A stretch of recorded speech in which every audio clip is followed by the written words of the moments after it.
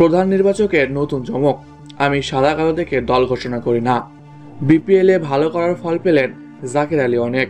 হ্যাঁ প্রিয় দর্শক, তাই এই নিয়ে বিস্তারিত জানতে হলে ভিডিওটি না টেনে শেষ পর্যন্ত দেখতে থাকুন।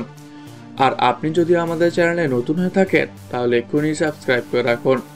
আর ইতিমধ্যে সাবস্ক্রাইব করে থাকলে আপনাকে অসংখ্য ধন্যবাদ।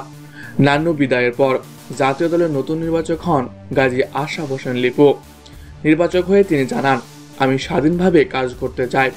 এই নিয়ে তিনি বলেন, আমি জাতীয় দলের দায়িত্ব নিয়েছি ক্রিকেটের উন্নতি করার জন্য, কিভাবে ক্রিকেট এগিয়ে যাবে সেই নিয়ে কাজ করতে চাই। তিনি আরও বলেন, জাতীয় দলের সিনিয়র ও নতুনদের নিয়ে দল গড়তে চাই, সেই লক্ষ্যেই তিনি কাজ করে যাচ্ছেন। এরই মধ্যেই তিনি দিলেন সুখবর, কেননা বিপিএলে ভালো করার ফল পেলেন জাকির আলী অনেক। এবারের বিপিএল এর অন্যতম সেরা ফিনিশার ছিলেন অনেক। তিনি ক্রিজে এসেই খুব দ্রুত রান তুলতে পারেন এবং সেই সাথে হাঁকাতে পারেন 4 ছক্কা। শ্রীলঙ্কা সিরিজে জাকির আলী অনেক ডাক না পাওয়ায় সবাই বেশ অবাকই হয়েছিলেন। জাকির আলী অনেককে নিয়ে দেশ সেরা কোচ সালাউদ্দিন মন্তব্য করেন, জাকির আলী অনেক হয়তো কালো, এই জন্য তিনি বাংলাদেশ জাতীয় দলে ডাক পেলেন না।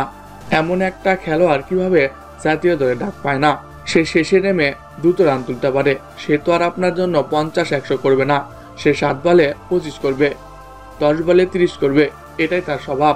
আর এই জন্যই তো তাদেরকে ফিনিশার বলা হয়।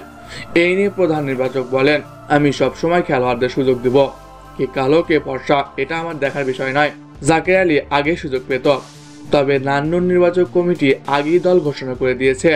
আমি দায়িত্ব পেলাম 1 তারিখ থেকে, আর দায়িত্ব পেয়ে আমি দলের ভুলগুলো সংশোধন করে আসছি।